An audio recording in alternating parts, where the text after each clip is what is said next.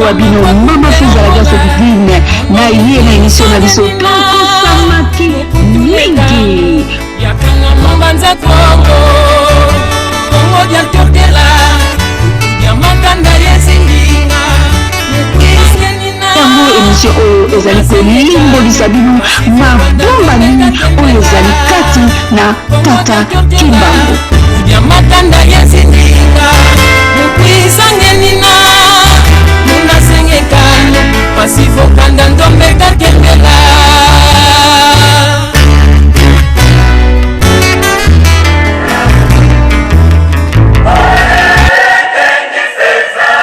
mbote merci na bino.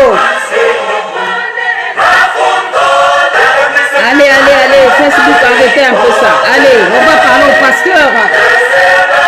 Message au pasteur congolais. Naye lelo na bino. Batutu bakaso ndenge na ko attaquer ba pasteur na ndenga mabeno. To solo la muke. Oyebi koza pasteur vidéo message est concerné.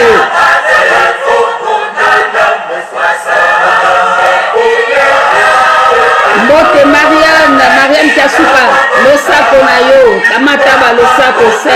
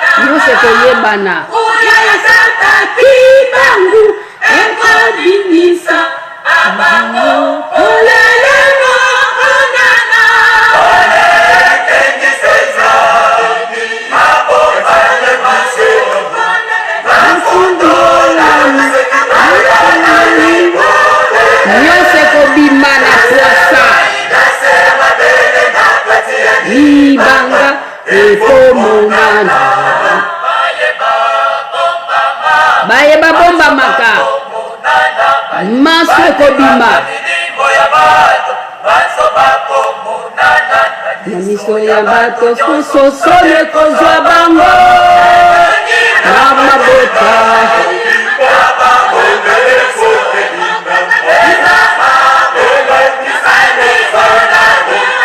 mbote na bino le sako nayebi maloba mingi mpenza ya nzembo oyo te mageza lingala ata na sa mitema nyonso ekoyebana bayeba bomaka baninga na poison ekobima nyonso na miso ya bato soni ekozwa bango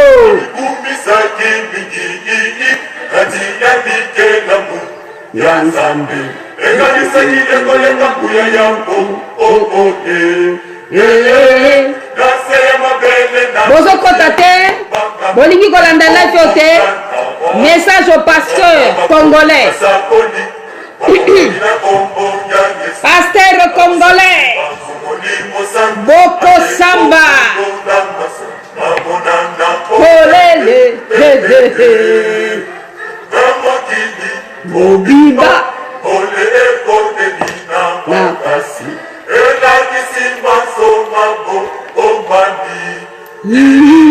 Babolo konyo soya sa ekombo nanga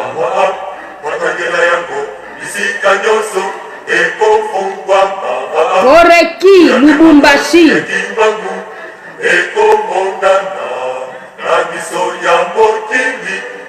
nyonso komona na polele pa ya kipapa Kimbangu mokola kodeside abimisa na poasa wana nde batu bakososola kitoko nase ya mai nase ya mabele pe na kati ya libanga ekomonana na baye bakosamaka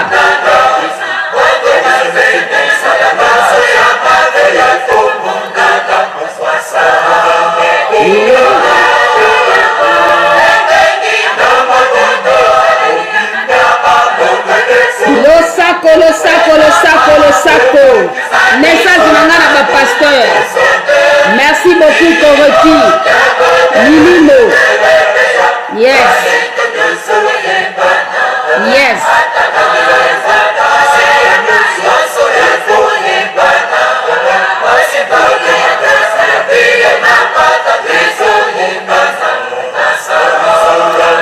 nyonso ekobima na poasa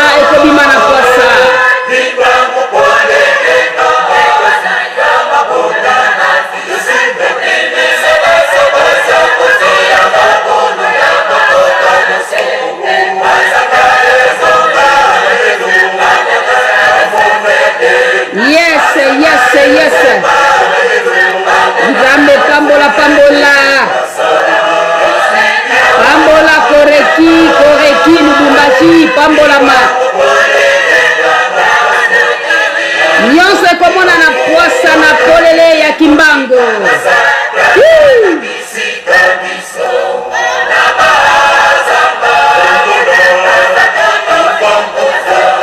nase ya mabele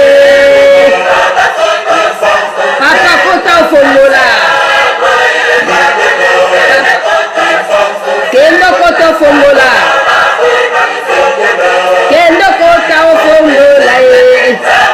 Kimbangu yana kala Zambe Kimbangu yana kala Zambe Kimbangu yana kala walo kumunayo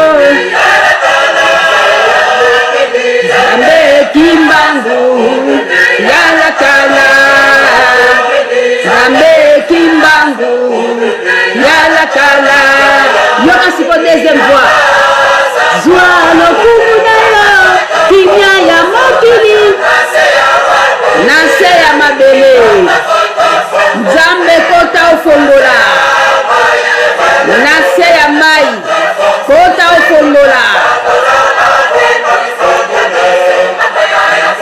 babenga les révélateurs des choses cachées esika wapi yo kobatama ya komona yo te oh atikeli bino tabosala tourisme yes kimya ya mokili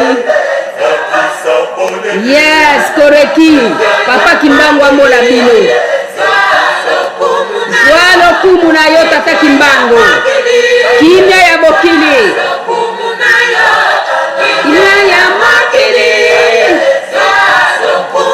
yes bande kono ngai mbote na bino namoni nani ezokomela ngai Facebook ne cesse de s'arrêter Nzambe molimo mosanto azwa contrôle po namoni bani babanda buzoba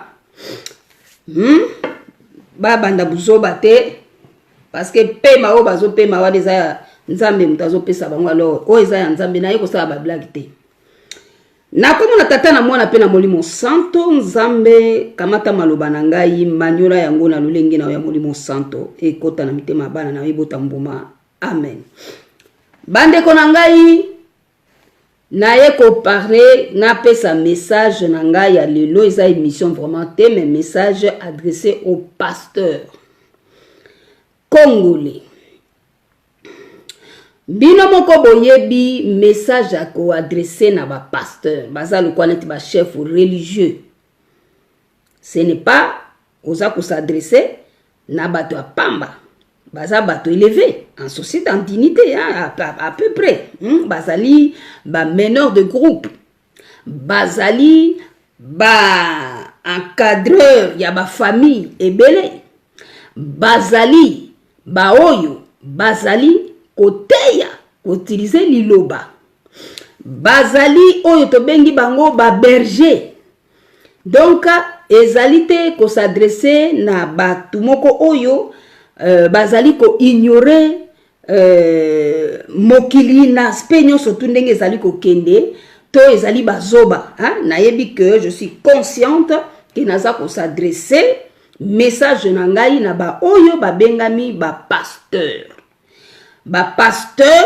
parce que bazali ko kamba ba congolais, ba pasteur congolais. Nalingi na tuna ba pasteur boyebi combien ekutaka nzambe ya kotinda mutu na mission to koluka ko décider ya kokita na se pona kosala mission ekutaka nzambe mingi. Et mission na iso ki akiti po asala yango eza na objectif nango et atteindre objectif nango. Mutu na mutu ayaka na mission na ye la lolenge na lolenge. Eza na batu mususu po lokolo ezali message adressé au pasteur. Je ne peux m'adresser au pasteur que en m'appuyant sur ce qu'on appelle ce livre, la Bible. Parce que ba pasteur batanga ka Bible. Alors, nakotala ba pasteur congolais. Vraiment, je vous dois du respect, mais respect. Naza ko pesa bino respect à cause ya musala oyo bosalaka. Musala bosalaka ya kokamba. Eza facilité kokamba mabota. Mais ko nourrir o babengi âme na bango. Eza facilité. Seulement likambo na linga lobela bino lelo nazalaki kozwela ngo tant na lobi mokolo nini na kolobela ba pasteur. Yo yebi kozali pasteur congolais. Olobi ozwa appel ya nzambe. Abenga yo salila ye. Ozali kokamba bato. Mais ozali congolais. Message oyo ezali pona yo. Okotala yango na tana yo potango komona titre okotala yango parce que oza pasteur. Avant que je commence mon message vous adressant, cher pasteur, nakotangela bino passage moko ya Bible. Passage yango, je pense qu'en tant que pasteur, boko comprendre yango. Boko yeba bien sens nango malam. Passage oyo na lingi na tangela bino lelo. Ezali na 2 Corinthiens, chapitre 12. En tant que pasteur, il faut que tu aies un passage biblique. 2 Corinthiens, chapitre 12. À partir du verset 1er, et je vais m'arrêter là où je pense m'arrêter. Natangi. Il faut se glorifier. Cela n'est pas bon. J'en viendrai néanmoins à des visions et à des révélations du Seigneur. Je connais un homme. Pour mon cas, je peux mettre entre parenthèses femme. Je connais une femme en Christ, entre guillemets, qui fut, il y a 14 ans,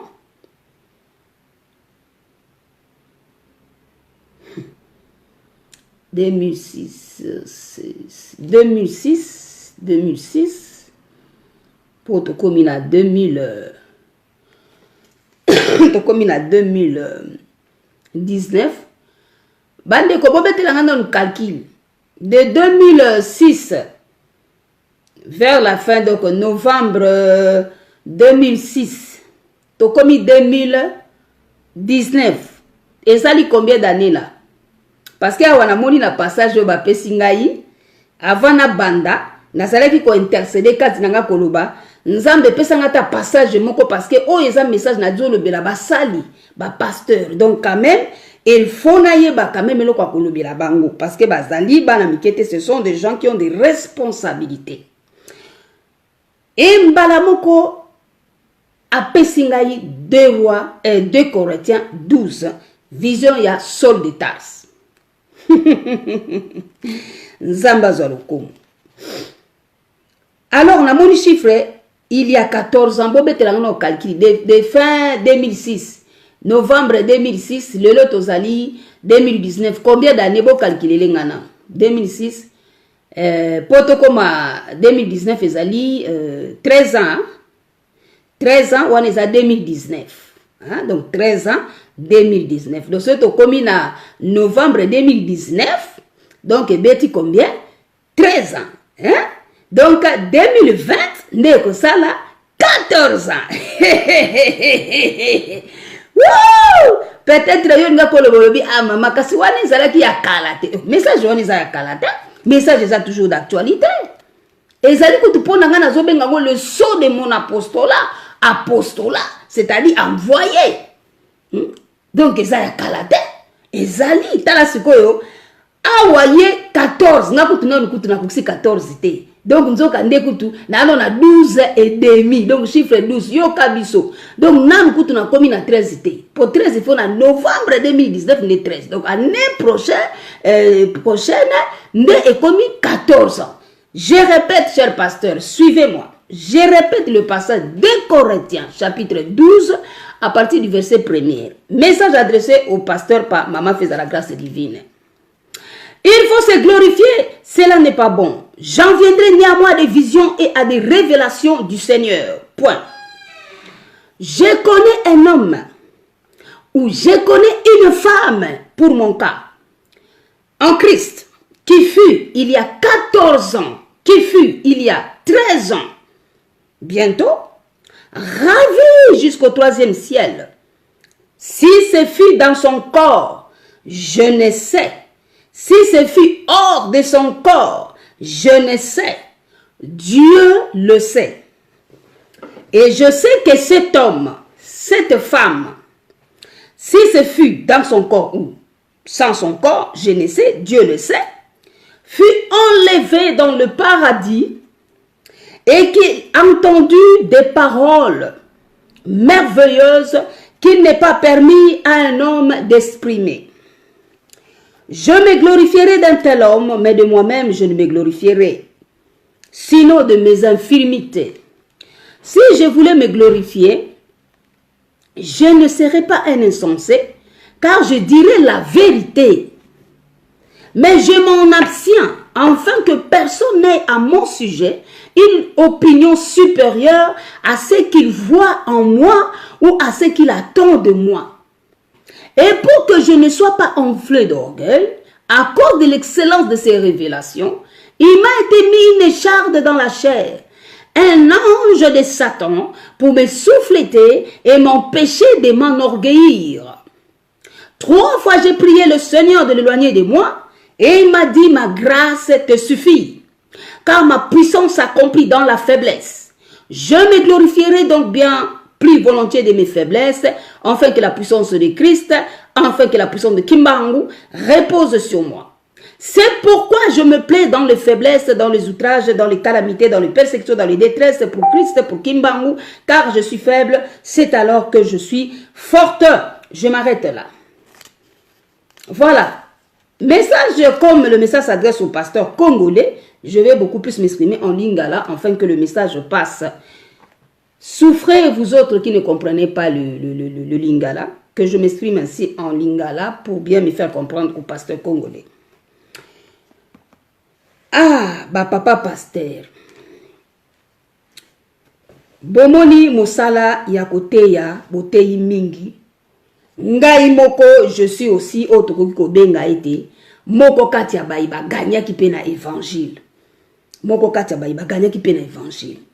nakotaki pe na kati na mangomba nazalaki pe encadré mukie na milliers ya ba église et surtout particulièrement église de réveil ngai mama feza nazwa baptême te na église catholique par exemple na série oyo ezalaki kuna du nazanga kombo oyo ezalaka ba Marie de Madeleine, Marie Antoinette, Marie natikala kozongo te parce que nazwaki baptême wana te. Mais je suis le produit de l'église de réveil. Alors, message oyo, et ça beaucoup plus, c'est pas nabino ba pasteur ya réveil. Ngai, votre humble sœur, votre servante, votre sœur, qui a évolué dans ba milliers ya l'église de réveil. Parmi vous, eza na batu oyo, bakoki koyeba quand même, parcours na ngai, ba façon na évoluer na milieu ya église de réveil bokoki peut-être le pe koyeba ba difficulté ba combat ba makambo ndenge na koki ko lekanango dans mes débuts de la foi chrétienne et bokoki pe koyeba que na ba talent o pe bokoki ko reconnaître na ngai. Oui, certains parmi vous, ou peut beaucoup yeba en tout cas la sœur Feza, boy bokoki koyeba yango. Mais simplement, sœur wana, oya salaki na milieu ya ba réveil, bino moko boyebi na kati na ba réveil. La plupart na kati na biso na réveil ezali que toyebaka ke tozali pena na bonne voie. Toza penza na bonne voie, c'est-à-dire que ba catholique, ba protestant, ba religion nyonso tout oyo ba koki kotia, y compris même kimbangisme. Tout le monde a gagné sur tous ces gens-là, bazali na nzela ya malamu te, mais biso nde toza réveillé spirituellement et toza na bonne voie. Mais il y a un moment Nzambe abandi kosala, même là où on a cru être la bonne voie, Nzambe abandi kokota tina kata ba milia ba réveil pona kotalisa bango ba révélation oyo elobamaka mais ezalaka étouffé ya personne ya Tata Kimbangu. Tata Kimbangu a commis une révélation, cher pasteur. Ngai moko votre sœur, tango dauza ko émerger ensemble na bino. Tango na monaka Tata Kimbangu. Pour message n'a appuyé na 2 Corinthiens chapitre 12. Je connais un homme. Donc, j'en viendrai néanmoins à des visions et à des révélations du Seigneur. Je connais un homme, que moi je peux dire, je connais une femme, en Christ qui fut il y a 14 ans. Et moi, mon témoignage remonte à 13 ans. Donc, ça dit, ça, ici, là, même, c'est encore beaucoup encore. Qui fut ravi au 3e ciel. Et il a entendu des choses qui n'étaient pas permis d'exprimer. Je ne sais pas si c'était hors de son corps ou avec son corps. Il ne sait pas, mais Dieu seul le sait. Ici, votre collègue que vous aimez tant appuyer, apôtre Paul, est en train de parler de lui-même, mais en s'abstenant, en faisant comme si, c'est comme s'il parlait de quelqu'un d'autre. Apôtre Paul, azalaki oyo, anyokwamaki poete, bandima apostola na ye parce que basa komo labi yo nzamba kotinote onyokola ki foi oyo yo komi sous côté ya yango ndenge ni. Non seulement ça, mais abimaki dans un certain milieu na ye ezalaki oyo ezalaki ya ba pharisien, la secte la plus dure, la plus radicale. Tango lumière ebeti na ye, apôtre Paul aye ko se rendre compte que finalement oyo tozalaki kotiola, oyo tozalaki kotia kate, oyo tozalaki konyokola, nzoka nde sika wana nde vérité ezalaki. apôtre Paul atikalaki te kobomba yango kosala semblant. Abandaki koloba, abandaki asali babenga yango détour. Donc asali détour ya chemin et azongi na nzela abandi kolendisa. Azalaki troublé, traitaki ye aussi de tous les noms. Tout simplement parce que atikaki batu oyo azalaki na bango.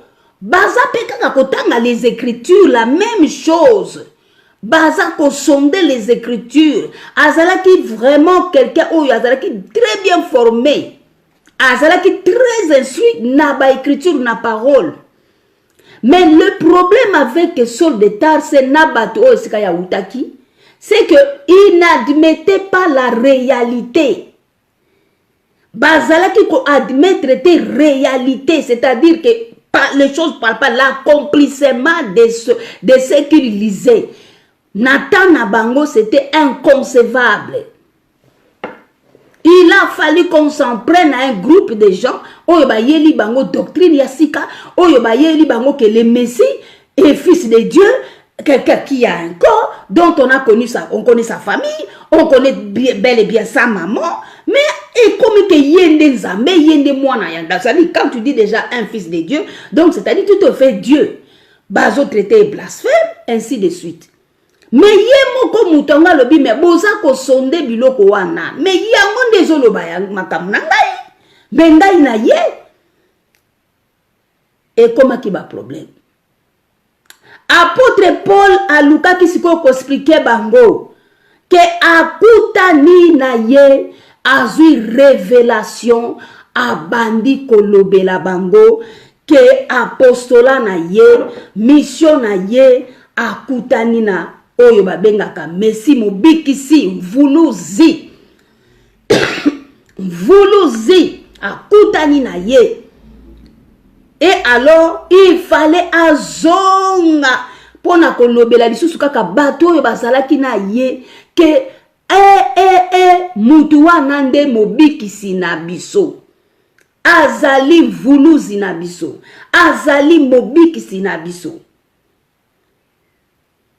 Oyo bazalaki saisi na message na ye bakei kolandela yango, oyo pe bazalaki endurci bazalaki pe. Apôtre Paul azalaki na contradiction na bango te. Ye ayaki kaka koloba lumière na biloko totangaka.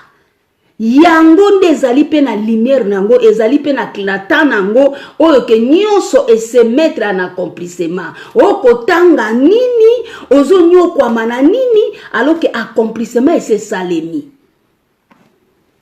Suite ya révélation na ye, il y a de cela 14 ans, azwaka ba vision wana.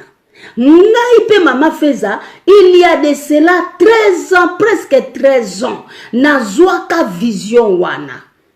Révélation, toute vision te, révélation. Na kufaka presque. Comment au niveau 4, botou na ba message c'est une phase 4, c'est-à-dire muto akufi cliniquement de babengaka mort clinique. Et na stade wana ozui révélation. Et révélation wana ezali non pas parce que balobaka yango. Ce qui est caché appartient à Dieu. Mais ce qui est révélé appartient aux hommes. Nzambe soki abandi ko révéler makambo na ye, il n'est plus dedans. Alobi ke asa yebi ke nabimisi, namibimisi. Maintenant, na koloba sous ce côté, na commis une révélation. Et tant que révélation est yaka, et en a deux objectifs. Premier objectif, que cette révélation soit bien communiquée aux ayants droit ou aux concernés. C'est-à-dire que le message wana et ça m'appelle bien. Parce que on ne peut pas dire oui à une chose ou à une révélation sans l'avoir bien compris, sans l'avoir saisi. Dans l'objectif, il y a coupé sa message. Nzambe atalaka pe la façon dont le message est communiqué. Au Congo, c'est un message moko important. Ce qui pose au yana on ndenga ba blague. Bah tu peux pas so peut-être ndenga blague. Mais tant que on a ndenge moko il y a aussi une attitude. Oh yo koki kostia nango et bah tu peux pas comprendre que non ça devient sérieux là maintenant. Si ça commence à se répéter, c'est que ça devient sérieux. Donc Dieu a deux objectifs dans le message. Quand il se révèle déjà, premier de message, que le message soit communiqué et bien saisi. Deuxième des objectifs, la responsabilité de ceux qui ont entendu cette révélation. S'ils remarquent que malgré l'écoute de cette révélation, que tu n'as pas bien compris, ce qui est d'ailleurs pour mon cas Mama Feza, il veillera à ce que il s'exprime autrement, nabandenge moko oyo, et kosala ke a comprendre que a sosola, a yeba ke non, sikoyo a sosoli. Donc, dans ces deux objectifs, quand Dieu donne la révélation, la première de l'objectif, c'est de voir que le message soit communiqué. La révélation, Dieu la donne à qui il le veut. Il peut donner même une révélation à un enfant. Il peut donner une révélation je ne sais pas. Il peut donner une révélation même à un bébé. Hein. Les bébés est né, ils sortent comme on a souvent entendu de certains témoignages. Moi, on a botami bébé. Oh non, le bébé est né, mais avec un papier en main. Ben, certainement, ce papier-là, c'est pour attirer l'attention. Et quand il y a de telles particularités, c'est que Dieu veut attirer vraiment l'attention. Il veut vraiment attirer que le message a une grande importance. Voilà pourquoi il y a certaines particularités de gens qui communiquent le message. C'est fait pour attirer l'attention. Donc, des objectifs, message, que ça soit bien communiqué de manière à être bien saisi et compris. Deuxième objectif, c'est de voir la responsabilité de celui à qui le message a été adressé. C'est-à-dire, que fais-tu après avoir entendu? Je répète en lingala. Nzambe na objectif n'est ce qui appelle ce message de révélation. Akoko pesa muna mututu alingi. Akoko pesa na mwana muke. Akoko pesa na bébé abotami mabimi na papier moko boba bébé on abotami ki mena papier moko boba fungoli batanga boye komami boye nzamba lobi ngabo mamokili par exemple. Particularité les allez pour attirer attention na bino. Peut-être parce que le message de les a haute importance. Alingi batuba saisir attention. Parce que Bible lobby, Dieu parle tantôt d'une manière ou d'une autre, mais c'est nous qui ne tirons pas l'attention. À part la kabalo lenge na lolenge, bisonne toza distrait, et c'est ça, et ça la kaye passi. Mais Nzambe son kapé si message naye, il ne se contente pas simplement de le donner. Il veille à ce que le message a été bien communiqué de manière à être compris. Ensuite, il va regarder la réaction de ceux-là à qui le message a été adressé. Qu'est-ce qu'ils font après avoir écouté? Cette responsabilité ne concerne plus Dieu. Dieu veille à ce que son message soit bien communiqué de manière très bien saisie. Il faut bien comprendre ça. Parce que si il donne le message à une tierce personne et que la personne ne donne pas bien le message, Dieu va lui rappeler. Chers amis, laissez-moi vous dire, j'expérimente de choses extraordinaires avec Tata Kimbang. Ce qui n'a pas quand je donnais des messages, j'ai été repris par son esprit de me dire que Ozo Pesango Yomoko za distraite. Ozo réaliser qu'il y a des gens qui tirent l'attention, qui veulent comprendre. Et à la question film, il y a Moutoumoko, mais c'était un pasteur. Nakotanga Kombo na yete. À la question film, il y a un pasteur qui a aussi une assemblée locale et qui a attiré l'attention na makamuna zoloba. Mais à un moment donné, à comment qui troublé, au point qu'il ne me saisissait plus, et à la kissinga une sorte de désordre. C'est-à-dire, que je mélangeais des choses. Et énervé pasteur Wana. Pasteur Wana, oh, mais on ne comprend pas qu'est-ce que... Donc, c'est-à-dire que... Et moi, on me montre ça comme dans un film. Et j'ai prié pour dire, mais c'est quoi Seigneur? Me dit, mais osons faire ça. Mais on s'est distraite. Osons réaliser que biloko zoloba, misusu batu misusu bazana façon bango ba comprendre makam. Alors sois concentré dans le message na yo. Et yeba que tant ozo pe sa message, sois cohérent toi-même, fais ça, sois cohérente. Koyela kabatute ki kabou ki ba melo, c'est pas bon. Mais ça même la table quand tu sers à table à manger aux gens. Et ça que tant ozo là-bas, tout si c'est pas peut-être parce que comme on voit souvent dans les restaurants, ce qu'il faut bandana nous d'abord na obabenga ngona nous babenga ngonini entrer. Il y a des choses qu'on demande aux gens. Mais ils disent qu'il y a une entrée, il y a un dessert, il y a un dessert, mais il y a d'autres qui vont se refroidir. Hein? Comme ça, c'est un moto. Donc, c'est-à-dire que na moto, il faut pas manger une moto. Yoso yena oyena biloko oyo akolia oyena dessert oyena entrée oyena ntanto ko banda entrée mais biloko ya moto to ngatolia c'est comme balilité. Donc ça veut dire quoi? La nourriture, les messages, ça le kola bilei. Même un témoignage, et ça le kola bilei. Donc il faut qu'on soit concentré que na banda ki boye. Nous surtout ko déballer tout est pika batuno ndambu. Regardez les réactions. Alors, c'est là que je n'avais pas compris. Ngana kanisa kikaka ke bonso ke yelinga ale na libéré. Mais non, j'ai été repris na moli munaye. C'est alors que na zongi yango ana siko nde na zoloba na écouté ya mako comprendre que il y a un travail à plusieurs volets. Tango ngana zoloba molimo ya nzambe oyo ngana yeko tatola ezali wana parce que que ça lui concerne.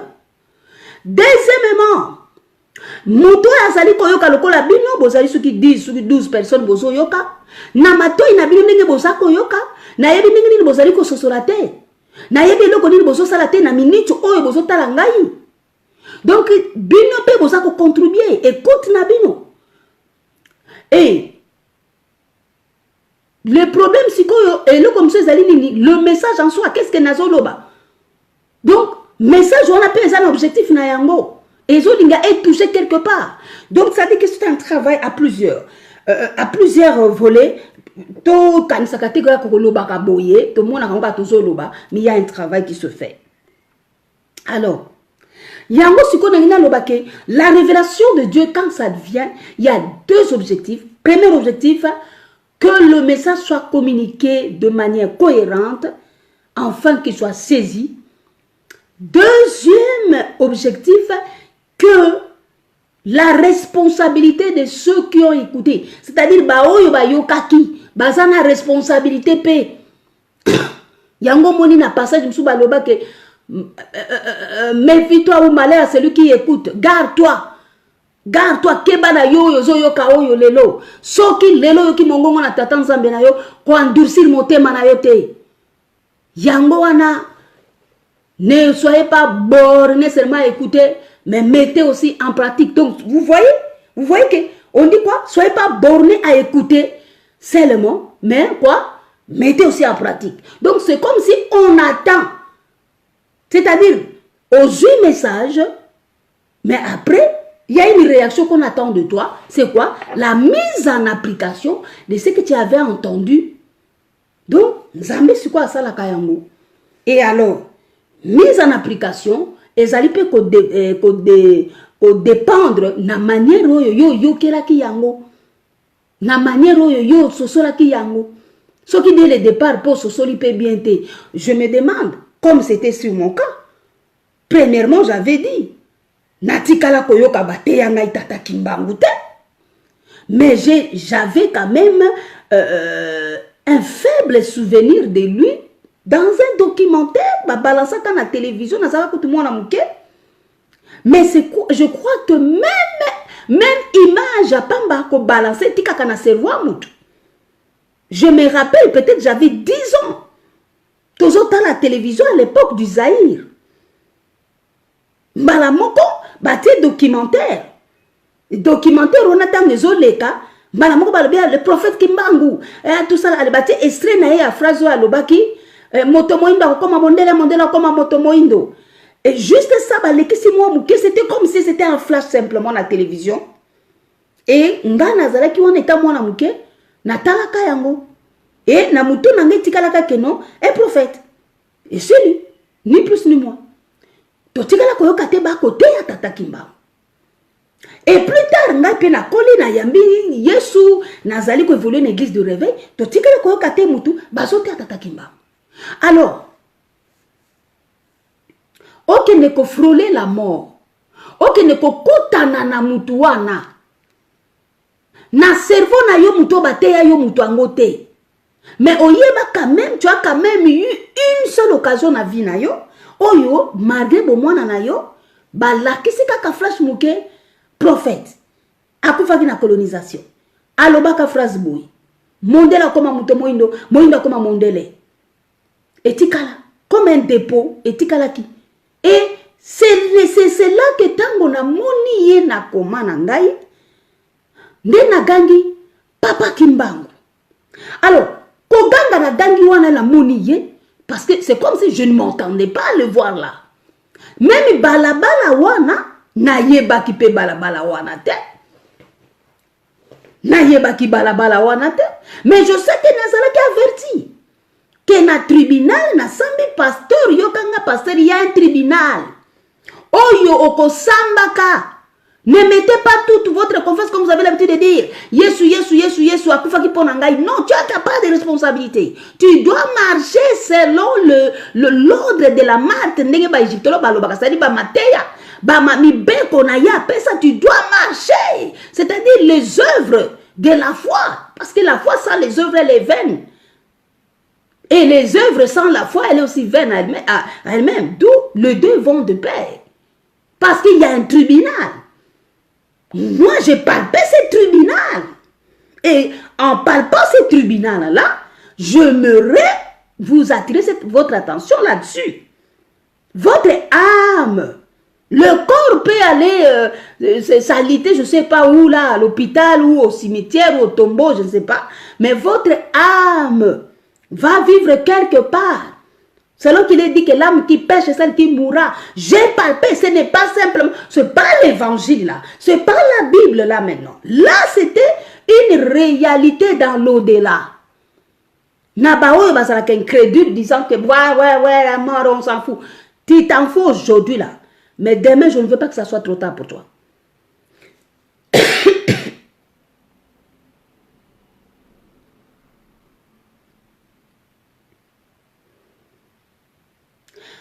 Quand je suis allé au tribunal, c'était comme si Nazalaki accusait. Je devais répondre à l'accusation. Oui, c'est vrai. Ils ont la Bible là. Zacharie va fonder. Mais après, tout a été réglé. Et tant que nous sommes réglés, deux personnes, c'est-à-dire il y avait 3 juges. 3 personnes. Ces 3 personnes, c'est eux, dans l'au-delà, qui doivent délibérer sur chaque être humain qui vit sur la terre des hommes. Batoumi Satoua. Batoumi Balé, ba pasteur, ba signé. Moko Aboy ko signé. Quand on me parle des chiffres 2 et 1, c'est pour que tu na mutu nangai ke il y a un chiffre 3 dans l'au-delà. 3 chiffres dans l'au-delà. Parce qu'il faut yeba. À qui ils avaient affaire. Moi, si je capté biloko nyos. Et d'ailleurs, même, on m'avait aussi dit que ko bomba et loko mon côté, tu dois parler. J'avais la responsabilité. Il y a koloba yango. Ko bomba, ata loko mo ko bomba ti. 2 personnes va signer. 3e a signé na noté. Et Nazalaki na un ange gardien ou un guide qui était là pour expliquer à Babylone comme Soussou pour na sosola bien. Et cet ange messager, azaki koya, parfois na vitesse, aye pembeni na ngai. Ayobi na ngai lobi, kana yo déjà c'est bon. Mibale déjà ba signé. Mais attendez nga ba kombote, alobi ka que 2 personnes ba signé déjà. Mais 3e a signé na noté. Et cette 3e personne, ce qui est a signé, ozongi na mokili, o reprendre vie na yo, et tout ira bien pour toi. Et c'est alors qu'alobi na ngai, toza kokende na yo, opo okutana na sikoyo, 3e personne wana. En d'autres termes, pour alobaki, akoki tout comme pas aussi ko signé, akoki ipe ko boya. Mais est-il que accord na yezala qui peut très important pour na keba tikangai nazonga nde na mokili. Donc ça dit que la décision était que nazonga na mokili. Je n'ai pas à rester là. J'avais naki na makambo ko sala na sali na nute. Donc elle doit rentrer. Bato amite mama be, bato amite mama be banchor. Ba munde banaki ba mettre fin na existence na ngapo peut-être ba yebi makambo ba sa ko bangi la to yebite. Alors, mais Nzambe na plan na ye, ce n'était pas ça. C'était pas ezalaki tant na ngai te ya kotika mokili. Il fallait qu'il na zonga. Mais avant ngai na zonga, balinga qui était na sosola. C'est comme si c'était une expérience moko qui devait profiter à long terme. Et quand la binomoko na ndena tali na 2 Corinthiens chapitre 12 ba pasteur. Nous t'avons expliqué révélation au ya qui a de cela 14 ans. Ngai ezali presque 13. Donc en novembre 2006, to beti calcul to comme en 2019 na novembre été. Donc to on a déjà que ça lit presque 13 ans, non 13 ans parce que 13 ans c'est en novembre. Mais il y a 14 ans. Donc une façon de dire que la révélation à Moutindo wana a été sali 10 ans, 20 ans. Aussi longtemps qu'on vivre nous sur la terre, révélation wana ezali toujours comme un dépôt. Et fandi ezali kolinge l'Obama. Bande kongai ko évangéliste. Ngai ko na mile mususu ote oza prophétesse parce que azo pesa ba message ozo zwanzamba azo pesa ba message ezoko kisama. Ngai ko bayebaki ke ser feza. Ngai ko nazalaki journaliste ya église na biso na local naza ko interviewer batu nazo sala kaboyi. Donc ser ya église de réveil. 3e personne ngo nani baninga mi bale ba signer. Bongo 3e ngana yeli kambonini bande konangai labala dans l'au-delà là monoko ezati là ozali tu es comme si osa en face des gens bazali na pouvoir sur yo bazali na pouvoir sur ta vie bazali na pouvoir ya liwa pe ya bomoy parce qu'il fallait pas délibérer na zonga tona tikala.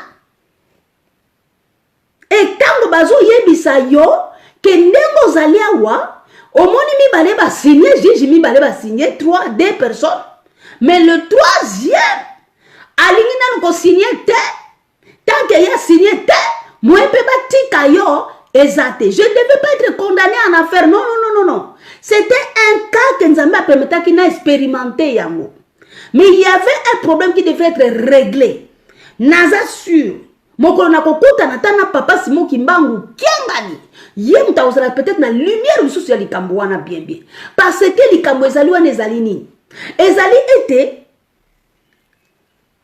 essaye bani ke yo zali na yo kozonga nde na mokili mais balingi na sosole loko moko oyo ke tango na kozonga na mokili na makambo nga nazali koloba ke évangéliste ke nazali koloba ete nazoko ke noteya apôtre Paul oyo natana bango wana azalaki koloba ete makambo te azalaki kosala akanisaki ete alleluya akanisaki ete aza vraiment kosalela pena Nzambe ya solo azali pena na bonne voie mais azalaki na ye na chemin mais il n'avait pas encore atteint oyo babengaka yango esika oyo sengeli na moto nyonso tu akoma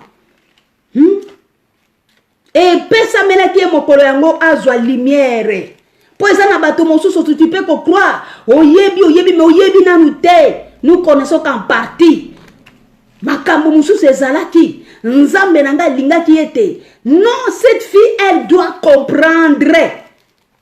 Elle doit sa ayeba mobiki sinaye, ayeba nani oyo azali pe réel nakati na bomoyi na ye to après po ete tangwa kozonga na mokili akoloba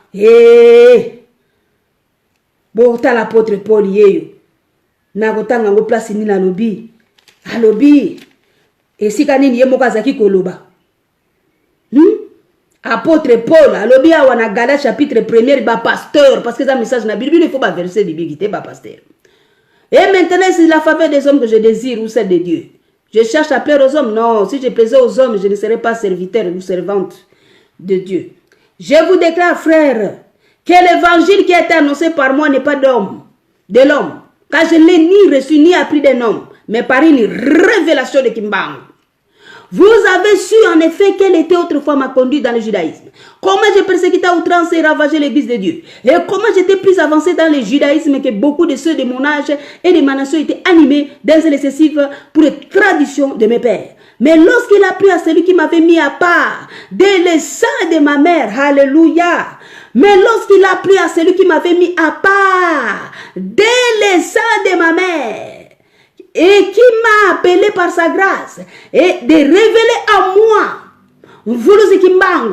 afin que je l'annonce parmi les païens. Aussitôt, je n'ai consulté ni la chair ni le sang, et je ne montais pas à Jérusalem vers ceux qui furent apôtres avant moi, mais j'ai parti pour l'Arabie, puis je revins encore à Damas. 3 ans plus tard, je montais à Jérusalem pour faire la connaissance de ceci, cela. Dans ce que je sais, voici, je vous dis la vérité, je ne mens point. J'allais ensuite, ceci, cela. J'étais inconnu. Il raconte son parcours et tout comme ça. Cher pasteur, témoignage nanga ezali pona bino.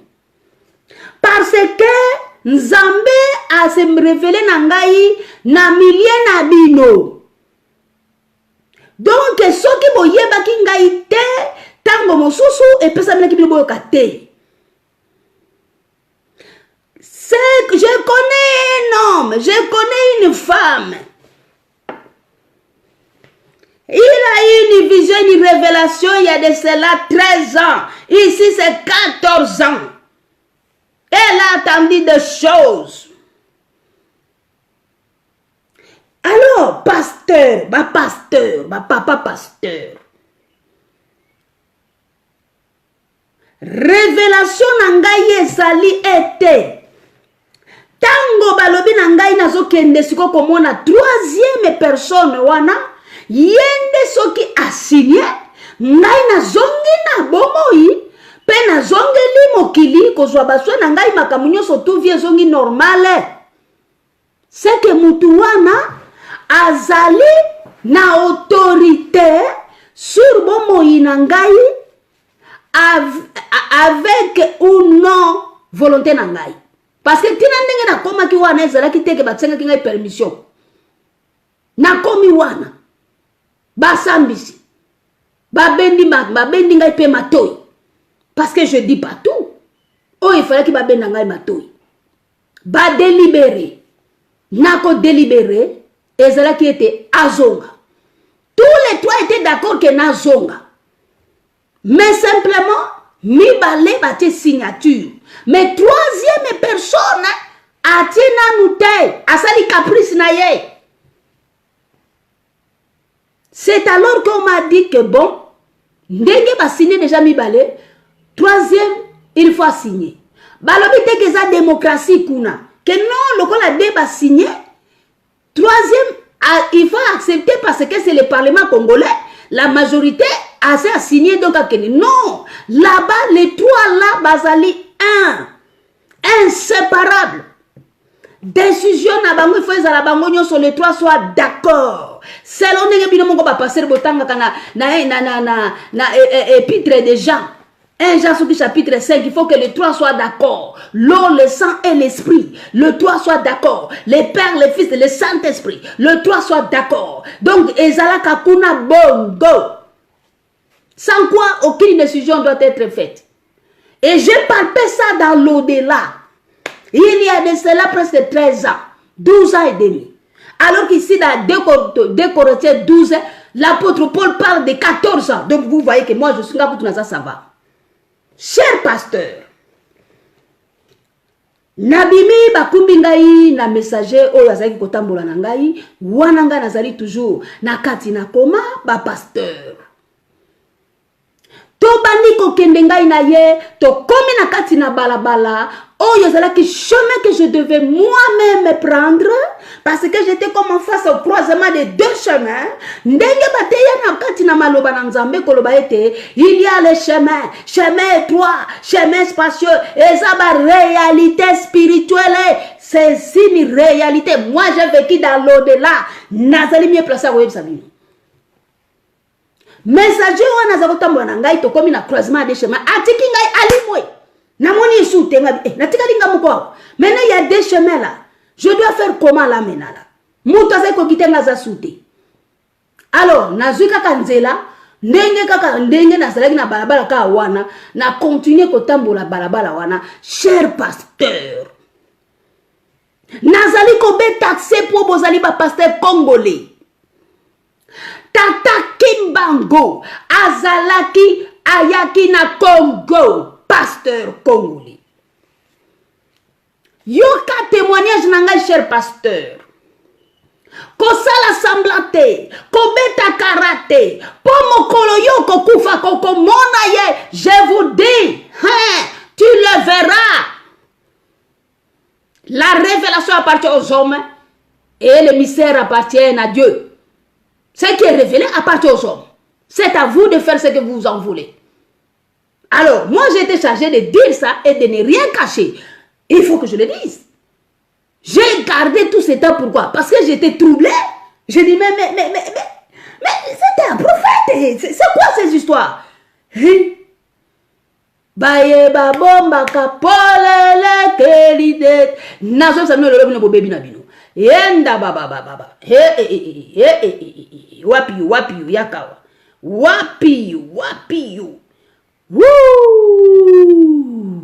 Yaka. To pese no ba pasteur lo seba. To betela no ba pasteur.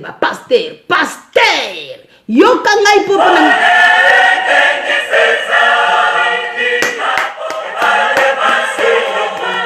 Yakungola mi. Nasonari olele. Nse amai nase amabele na kasi ya libanga. Ekombonana.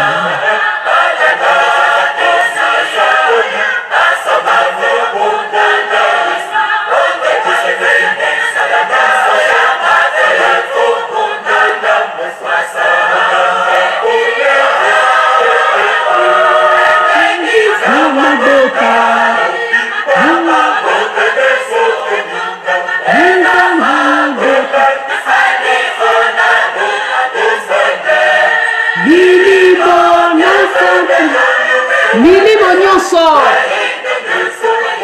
Ekoye bana, ya rien de caché de peuple de gouverneur de Pakimbangu. Kebande ko ngai na kufaka. Elo lemde sana kipasu wanate. 3e personne. Le chiffre 3.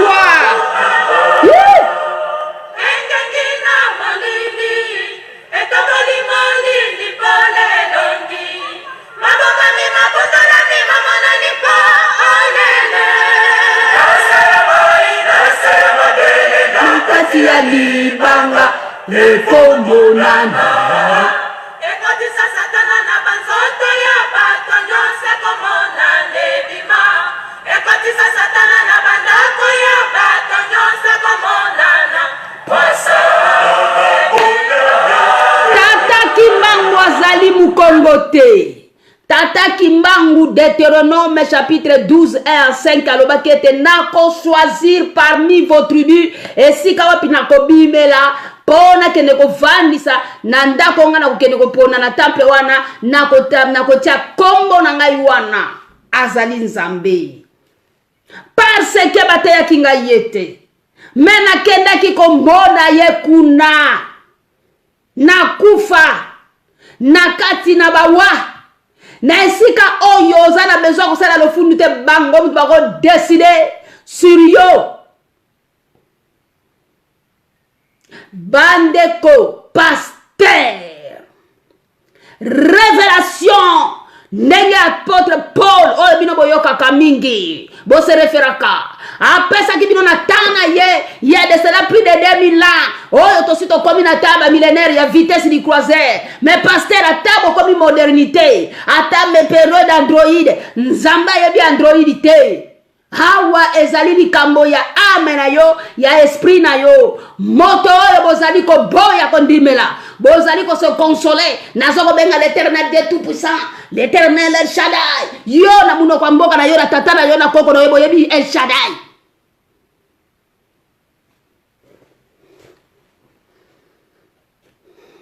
Ngai naza ko luka ko zonga bato balingaka ngai ba proche oyo bazalaki entourage famille oyo bazalaki entourage kozela feza zonga na bomoi kuna na odela ezali na moto moko ye azalaki kozela ete na mona ye po ye atia ya ye ako bongo bomona ngai lisusu na mokili oyo. Est-ce que mutu wana azali mutu akosakana na ye? Est-ce que mutu wana azali mutu ya kobeta ye kara?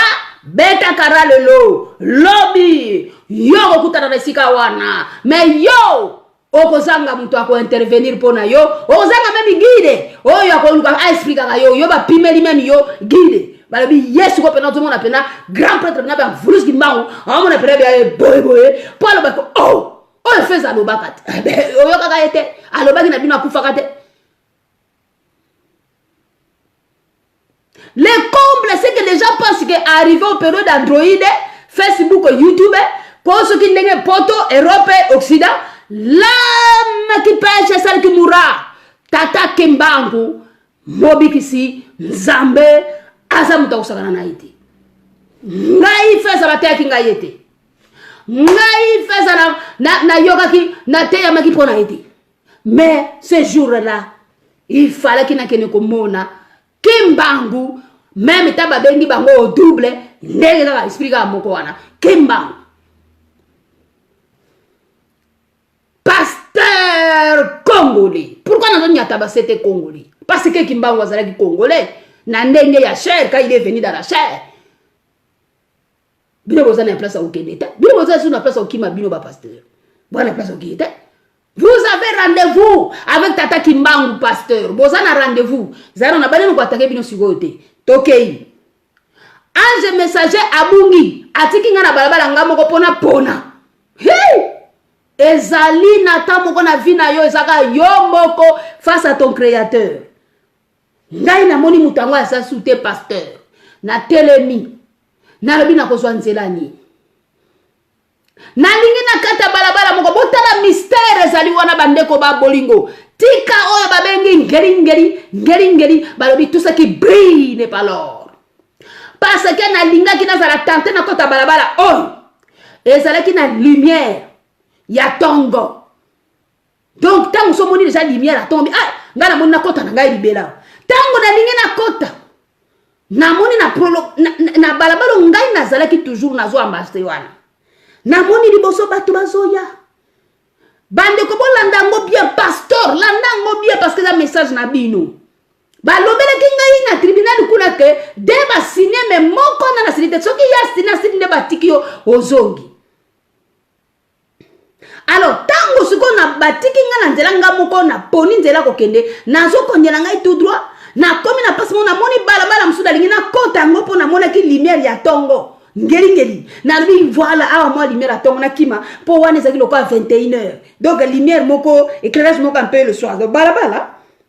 Alors na moni batu bazoya ba papa pasteur batu bazoya mutazoya na albina curiosité na tala ye nani wana zoya mais ba yebiso koko kutara na ya troisième donc soki na yebite soki ezalaki combat avec mes pensées parce que normalement on m'a déjà averti na ange messager guide na ngai que ok siko troisième on soka ya sene nde oyosongi siko troisième ango tango azoya ole na reconnaître ye ngana komi kotala ba préjugé na lobi mais papa Kimbangu bandeko na ngai, papa Kimbangu na ngai, likambo nini papa pasteur. Préjugé, mutu azalaki na ye. Mutu wana, ndenge nini susu boy, na banina ngo distraire, na soko zala distraire na makanisi. Au fur et à mesure naza distraire, papa ralentissaki pour que na poussana, mais à comprendre que na reconnaître yete. Aleki. Tango ya leki. Soki ngai pe na leka kana ngai to na kebo na yebite su na ngana zongo na moki. Na tikalinga moko na lobi na landa ye na sala boni pasteur. Tata Kimbangu bino bozoko benga prophète. Prophète oyo ya ye ba pasteur. Asa prophète te. Soki bato baloba etaza prophète. Et puis quoi encore? Puisque Yesu Masi a pe babenga ka pe ye prophète na bato balobi il est prophète. Et côté kaka na ndenge ya ba selon chacun, hein, l'opinion selon chacun. Et na opinion selon chacun, il est aussi babenga qui est prophète. Oh, pe babenga qui est fils de l'homme. Eh, yongo balobaka le tout dans le tout. Donc boko bimisa ba kombo il est le tout dans le tout. Mais ce qui était très important, Azan Zambi.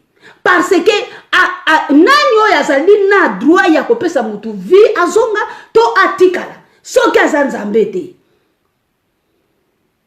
Sikoyo na tikali pasteur na bandi kokende. Na lobi bona continuer nzela na ngai ya tout droit na dévier lisusu te. Souci na ngai ezali ke lokwa na raté papa Kimbangu ndenge na moni ye na lobi nazo kende sika ya wuti pona kanga papa Kimbangu awuti wapi en quelque sorte na ki na confiance na ye makasi. Mais na confiance en parce que na ina confiance nete na banga ye. Imagination nazaki bato basi bakotisa ki troke papa Kimbangu ncho papa Kimbangu ndoki papa Kimbangu boy na boy na ngasa na kimi na kina ngana mnia na barabara musuni ndoki na moni papa oyo ndoki oyo. Mais non, confiance na nazalaki na ye na lobi na ngina ye baka mema uti wapi nzoka ne l'air nga nazo kende ko kende na kei pasteur. Ça c'est le message pour vous chers pasteurs. Na komi na nini pe na rappel no pasteur ba yebisa ki ngai ke ozo kende ko so signe, donc il faut appeler ça accord na ye troisième personne pour batika yo o kende na moki tant que signé kaka ta boy, donc moyen to tika pe yo zate ndetango na komi esika ngo balabala esili pasteur kanga témoignage comme sous lobi poso daina yo comme ça qu'on le retrouver balabala ni à gauche na droite eza sous terre. Portail moka munene ndeza la kiwana siko sengela kina ngai na lobi que c'est auti awa parce que gauche droite babale yati donc babale suki porte yango donc tata Kimbangu auti awa ngai na te simi porte wana na beta bona fungoli porte wana fungwami tango fungwami pasteur lumière ya tongo babenga ka l'étoile du matin tongo pende tani penda dans son éclat bah na yoki mongongo egangi. C'est ici l'armée du salut. C'est ici l'armée du salut. Pasteur. Namoni bato balati vert blanc. Pasteur.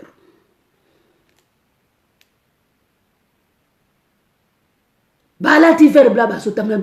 Papa Kimbangu awutiao.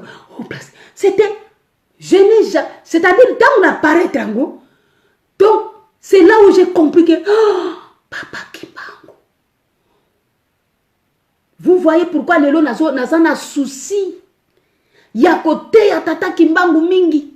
Parce que nazomi mona nazaki victime ngai moko bana yoka keska batea kinga yete. Que je comprends pourquoi il faut na lobaka pona koloba ite sala fier lelo. Lobi ndeko okolela. Mais c'est pas là où mama feza. Azako yebisa yo réalité à tata Kimbangu. C'est ici l'armée du salut, pasteur. Ozo kote na tiki binote na koti kunate. Ndesi kango nde na komaki.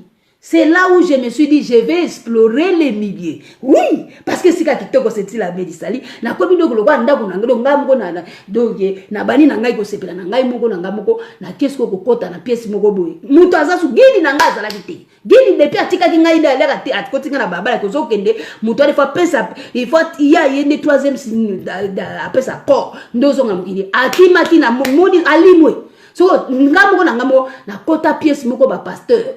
Tango na moni boye na ye komona papa oyo azali kuna sikoyo nde yende ayambaki ngai ngana siko lokola ye na ye baka yete na ti batika pe ko betela ngai makamu na yete me na moni kaka ye wana na moni kaka ye koloba na ngai oyo sengelaki na ye koloba na ngai ndenge na lobaki na ba video ebele je peut-être simple à me répéter mais na boyi ngana lobi ke d'abord il faut prouver ngai soki ozali nzambe parce que ngai il faut nzambe kaka soko nzambe tu dois me prouver et pesa ikanda parce que yo yesika balabi c'est ici l'armée du salut omoni lumière mais malgré ça on discutait pourquoi yong balabi mon peuple périt faute de connaissance batu mususu bozo boya bango na vie bango nde baza na clé ya makambo ebele na bomo yina yo mais ozali ko boya parce que je ne sais pas quoi mais bandeko tango kaka ya lobi botika e akende ange wana messager azaki ko expliquer ngai pasteur abima bala moka yi vitesse nde na moni na esengo alobi ah maman ndenge alobi boye c'est fini ozosonga na mokili yeba makambo ko vivre nyonso tu basalaki ebeba na nzoto na yo ezozonga ba eza na batu bakanaki pe basala yo mabe balobi soki okufi te bapesa yo bima aveugle miso na yo pe ezongi nyonso tu ezaki détruire ezozonga donc maloba na ye wana tout déconner tout eloko ezonga bandeko ye mutu wana za oloba nanga ayebaki à qui j'avais affaire donc ya ayebaki ye ngai nazaki komi nazo yebate donc papa Kimbangu azalaka na kamba bandeko ba bolingo papa pasteur papa Kimbangu azalaka na kamba parce que plus tard nazongi na mokili tango naoki batu bazoloba ala moki ngai nazoyoka mingongo mpona komona pete na comprendre que obeti un mois na mais papa Kimbangu na moni bane oyo ngana wuti wapi donc na koma kisiko troublé bandeko plus tard ndetango makambo nyonso tu ndenge balobelaki ngai na ange messager wana tout esali nini ezongi na nini pe alobelaki ngai alobi nyonso tu omoni awa kobomba moko te kobomba eloko te ifo loba nyonso sikoyo ngai mama Feza nazalaki na susi ya koyeba nani akolobela ngai tata Kimbangu aza nani azalaki te tango na moni 5 ans après na komona muto nga na mona ki bazo kotambola na tata Kimbangu nde na lobi yondo za na réponse ya mituna na ngai parce que na monaka yo na tata Kimbangu mutu wana parce que message tata Kimbangu azaki na un message azaki ne loko asimba il fallait que apesa na ngai loko na raté yango na kikuta ngonde na kene kokuta ngonde kuna ya yebisi ngai mukolo nini omona ngai ngana lobi nazaki na koma akabi na ezalaka kanga na lobi tout ça là na expliquer ye na mukuse boza na témoignage wana na salaki yango ndeko mobali azwa ton alita lobi voilà ce qu'il y a naza koyeba mukolo wana tata Kimbangu apesa kinga ya lobi nazwa papier na koma passage Esaïe chapitre 9 verset 5 oyo elobi un enfant nous est né, un fils vous est donné, la domicile repose sur son épaule, appellera admirable conseil, Dieu puissant, Père éternel, prince de paix, et fils et tout ça là ezali première venue na ye ayaki lokola fils donc c'est-à-dire mwana ezali koloba deux personnes en un kakako mais eza ba secret nzambe eza mabomba mais ko fungola biso mokili bato mokili te ayebi kasa na combat perpétuel na monguna masa beta déjà écalé de toutes les façons mais eza nango kaka donc ba masolo ba mystère alors yango alobi ke oyo ezali à partir ya Père éternel prince de paix eza ye nde yango mission ayaki nango na mokili ayebisaka ndeko mobali wana alobi panza yango partout yango bomonaka yango na émission babengaka émission ya bazoba ya émission ya bazoba ezali volume je pense bien si j'ai une bonne mémoire volume 20 émission ya bazoba volume 20 pasteur bota la témoignage wana yango bapesaka ye mbokolo wana oyo ngai nalamukaka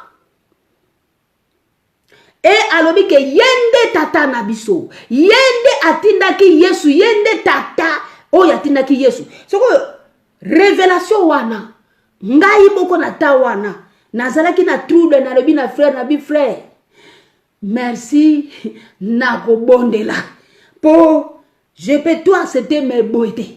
Déjà kuna na koma déjà na boyela ki déjà kuna. Soko oyo susu ya tata Kimbangu nkoloba bien Père éternel et pourtant ngai mwana alobela ka ngai oyo na perdaka na betelaka bido lisolo mwana na perdaka mwana na ngai oyo quelques mois après azotu na ngai mama kombo ya nzambe na yo nani ngana lobi wow denga na benga ka Jésus Christ Père éternel El Shaddai tout puissant.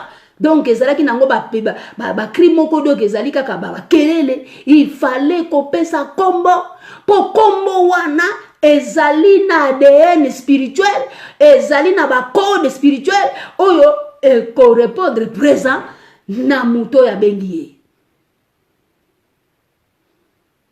pasteur na mokuse na nina lobaboy mikoleleki tata Kimbangu à mettre à jour ba révélation à pesaki nangai à mettre à jour pona koloba ete o bomba biloko nyoso tu pona nini banda koloba na bandi koloba alors banda ngai na bandi koloba bato oyo baza kotia makelele mingi kobenga ngai je suis perdu c'est vous des pasteurs siko message na ngai na bino yango place ngai na koma ki balobi c'est ici l'armée du salut pasteur nga na moni nzela ngai mutu na kolakisa bino sikoyo nzela ba pasteur ngai oui ngai nde mutu nazo koyebisa bino ba pasteur ti bozo te ya bana na nzambe bozo mema bango wapi parce que papa Kimbangu ayaki na Congo démocratique boluka bo se documenter assez boyoka ba documenter royote ya bato oyo bazala ki chargé ya kotika ye na kati na stature ya prophète oyo ngai na bona ke za prophète ça n'a rien à voir avec un prophète boluka bo se documenter pasteur boluka bo sambela solo soki bo sambela ya solo botuna tata Kimbangu ozanani tao ye pesa melibino. Parce que la révélation appartient aux hommes. Tindenge na lobi boye, révélation biso tozu yango, Dieu se révèle à qui il veut. Apponi moi na mwasi. Oui, et ça na Bible ma pasteur. Et ça na Bible. Salut, il fallait que y pas na mwasi. Et bien puis quoi encore? Moi-même kamuma suki ba batanga ba kopo msusu ba lobi bo mama zo mélanger. Te za ko pona ko pesa exemple à titre d'exemple. Ndenge ba loba ote kiliti ya Isis Osiris. Nana sala masolo. Moi na mwasi. Oh Bible bozo otanga wana Marie Yesu mwana nzambe me nani yango abotaki mobali to mwasi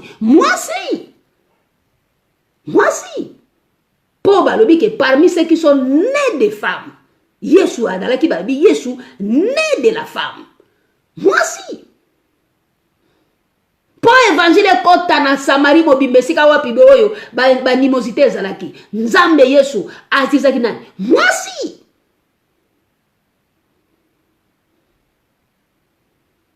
pour bapesa message ya résurrection na ye que Yesu asekui nani azalaki première ya ko libérer message que asekui mwasi Marie de Magdala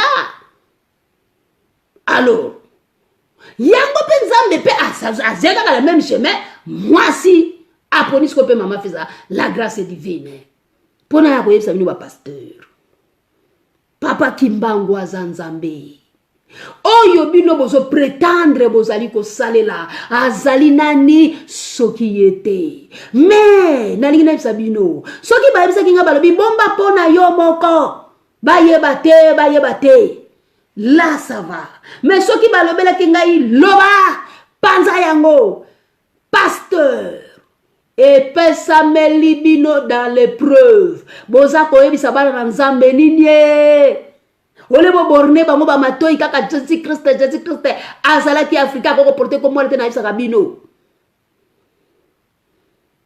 papa Kimbangu soki ya azali nzambe molimo mosantu ya ye na mokilio bana na ye baza banani yango lokola ya azali nzambe molimo mosantu boye ba ke parmi bana na ye Yesu pe ayaki pona kotonga tempelo c'est fort possible de croire à ça.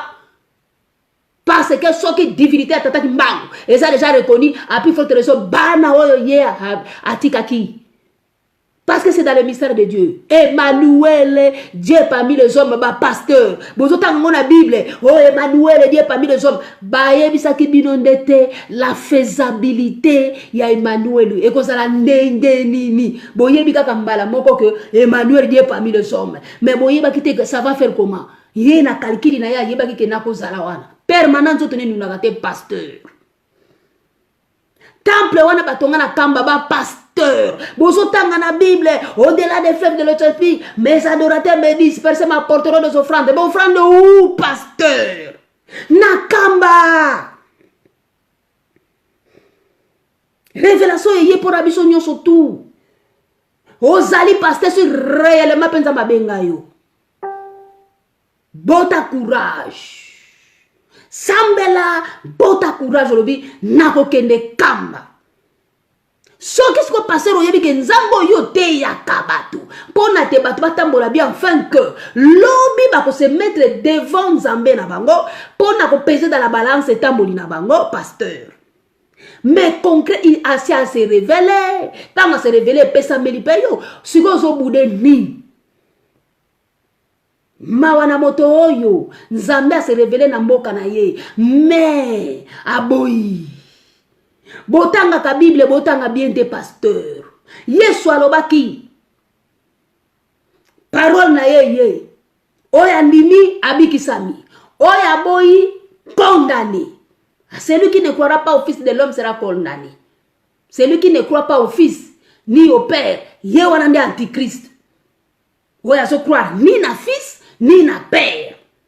Donc, fils, c'est-à-dire, na biographie na ye ya mokili charnel. Po bino bokoma koloba ete Yesu azala mwindu pembe tali bisote. Bozo pesa bango message à lokuta. Soki azala ki mwindu faut ko remettre na mwindu pona koyeba mboka ngwe pa wapi po ete bato bakene ko sanzola yango. Message ni bino ba passer bozo kote. Yesu azala ki mwindu.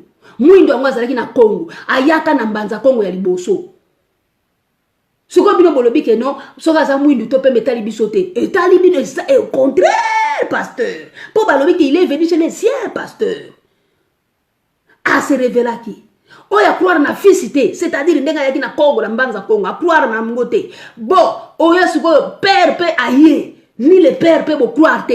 Yebisanga passer que d'où te viendra le salut. Tata Kimbangu ne te pardonnera pas parce que kolbabi na koma ki révélation. Balobaka yango. Et révélation yaye parce que asali yango parce que mokili kosamaki to kosamaki mingi banzambe bakiti na se pour mettre fin à obscurantisme ba pasteur. Parce que mokili kosami trop. Yango a mise à jour aye. Pote sikoyo botika bobo se poser la question belete. Temple ya kamba pasteur pour se renseigner. Manœuvre de Kimaza. Oh ebino ba pasteur botanga na Apocalypse 21. Bo bima na Bible, bo kota na réalité ba pasteur. Bozo lingo kota na réalité te. Sikoyo oyo bozo reciter bana wana tuba am ba pasteur ba am ya batu. Soko mokolo wana babwa kami.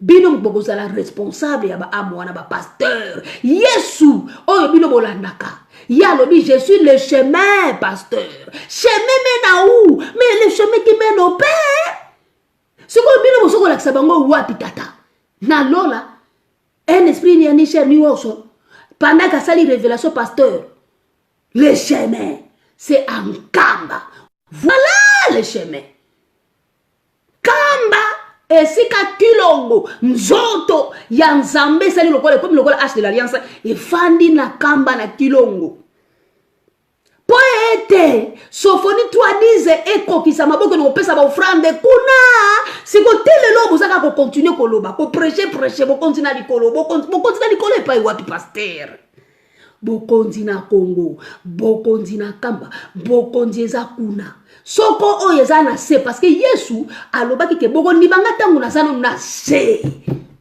oboyinga tangu na sana se au bout de tout ce qui était incrédule na tangu wana epesa melaki bango jugement baye koyoka ya prier koleka wana ekomi bandenge mosusu pasteur papa kimbango ya papa kimbango sakola papa sima zo ko visiter batu papa sima zo koloba pe asa koloba temple na yeba chakuna na kamba kuna offrande nebino ba pasteur bo ko kino pesa kande kuna pote bomo ina bino si réellement bozalaki ya nzambe ya solo alors si bo pela nzamba solo ezaki mangu po ngai révélation o ya pesa ngai c'est moi votre père alors ce qui est siko zali ata yo moni ye boité mais o ya ye ko révéler Yesu tangwa ya kasala ka fermer en tant que serviteur dans le tolo en tant que serviteur et en tant que serviteur il n'a pas servante il y a qui déjà yeba qui tata alors nzambe pas utiliser faut yeba ye alors ngana za servante siko a se révéler na ngai na yebi nzela na soko la sabino nzela bino soko ko la sanza te tel lo pourquoi boza banani yango pona osukisa na mukuse message na ngeza lika te ba pasteur bobongwana boyamba tata kimbangu bobongwana bo senga pardon na tata kimbangu bo bandela lobi la biso Genèse mobimbe ezali ye pasteur tika ko sala semblant parce que mokolo yango à moins que ozala na yo ozana kati ya complot ya baye babundisa tata kimbangu wana fais bien ton combat et vas-y jusqu'au bout kotikati mais soko za ignorant oyebi na yo loko te boza pena na boza pena ko lukabela nzambe ya solo ke tata kimbangu molimo na ye esunga yo message oyo pasteur eye pona yo pasteur okotala ngai na nzela na chambre na salon na voiture partout esika yo kokwea na message oyo pasteur bota courage luka elongi na nzambe loba soki message mwana moso azolobisa solo nzambe solo na ngai soki yo nzambe oyaki na nzoto lokola tata kimbangu yo nde oyo ngai nazolobaki nazali kosalela yo nde otindaki Yesu mwana na yo oyo ngai naza koloba Seigneur solola na ngai nzambe asololi na yo zwa makolo pasteur kende nkamba ko se mettre en ordre na tata kimbangu mutu nyoso tu faut se mettre en ordre na tata kimbangu toute famille congolaise il faut se mettre en ordre na tata kimbangu parce que a comme une révélation ba peuple congolais kolingate lobi ba clôturer mokili yo kota na ino arche de l'alliance te et plutôt arche ya Noa te kombo na yo e komamite na Noa na kamba oyebali te welela libela o se mettre en ordre nanzambe na tata kimbangu na kombo na tata na mwana pe na molimo mosantu na bondeli boy tata kimbangu bato oyo babenga bi bazali ba pasteur bazali bakumbi ya mabota ebele molimo mosantu landa bango bawe bazali ba innocent pesa bango bo sosoli po etezali facilité bayeba yo tobi mana kati na mutambu oyo il y a distraction. Il y a comme si rien n'était, alors qu'il y a un problème, il y a quelque chose, il y a eu un homme qui est venu à souffrir comme jamais. Souffrance, même le mot ne suffit pas, mais il a souffert. Tout ça pour que Motomoindo azwa lobiko. Ngambo yosoli biso okamati tempelo otieli biso na kamba olobi ete mokili mobimba ekoya kuna bongo soki mokili mobimba ekoya a plus forte raison oyo babenga mikongoli oyo bazali na mboka Congo tata kimbangu landa ba oyo bazali ba innocent me ba oyo ba miyebi yo moko se charger na bango na kombo na tata na mwana pe na molimo santo. Amen. Voilà Polele et Komikota.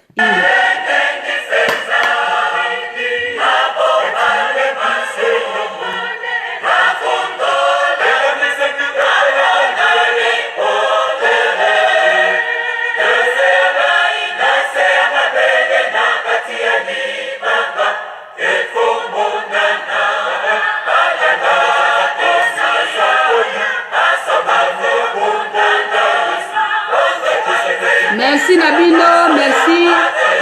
Georges Mpassi. Luka nchoko kende pen kamba. Opambola manakomo saka pour l'Afrique. Oka de kosokola na maya kamba. Georges Mpassi ngala zonso wolela. Ouais, ba okangote. Félix a bien état de droit. Alors, kende. Merci Nabino no sobolanda kingai. Tous les pasteurs, je vous aime beaucoup, vous êtes des courageux. Yago kamba bandimi, mais bobo ta courage. Mutu boza ko salela sincèrement. Azana kamba afali na kilongo. Esaïe 2, 1 à 2, Deutéronome 12, 1 à 5, Sophonie 3, 10. Botanga ba pasteur.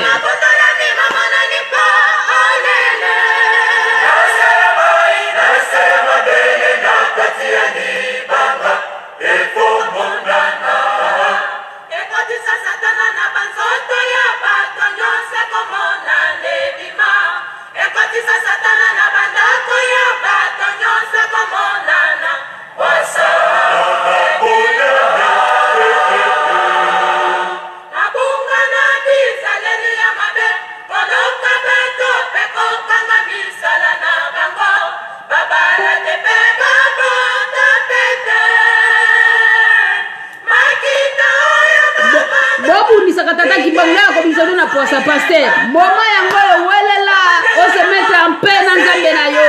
Pasteur, okoluka moko loba mama feza merci. Bon, on continue à faire le pasteur Nabino parce que papa qui pense à la nzambe. Et alors, on continue à faire le pasteur mais si on sait la vérité de tata nzambe qui va mukumba quelle onction. Et on quittera le pasteur.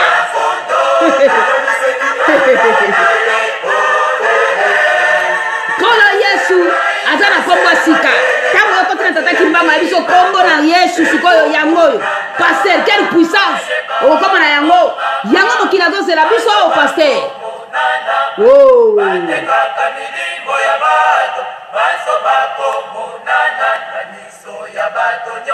sonye kozwa bango tika pe talisman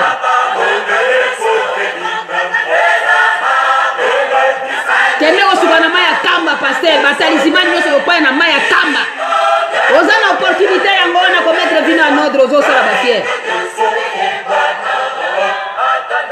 Merci beaucoup bandeko babolingo ingeta ngana poison pe bakomonana poisa sonye kozwa bango bato bataka bapoison bobongama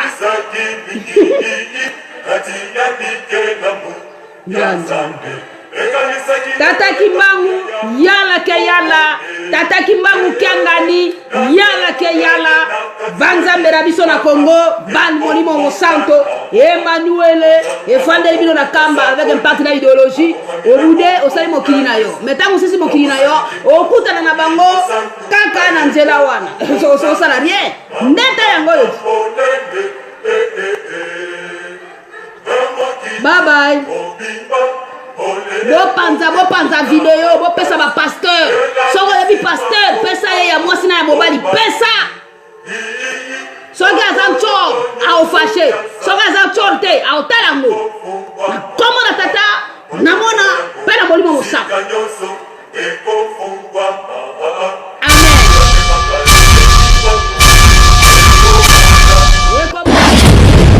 Toko samaki mingi. Wana ezali ngai wa bino mama Fizala Gaso Divine. Na yé na émission na biso Toko samaki mingi. Yakanga mambanza Kongo Kongo dia tokela ya makanda yesinga Yango émission oyo ezali kolimbolisa bino mabomba nini oyo ezali kati na Tata Kimbangu ya makanda yesinga mukwisangeni na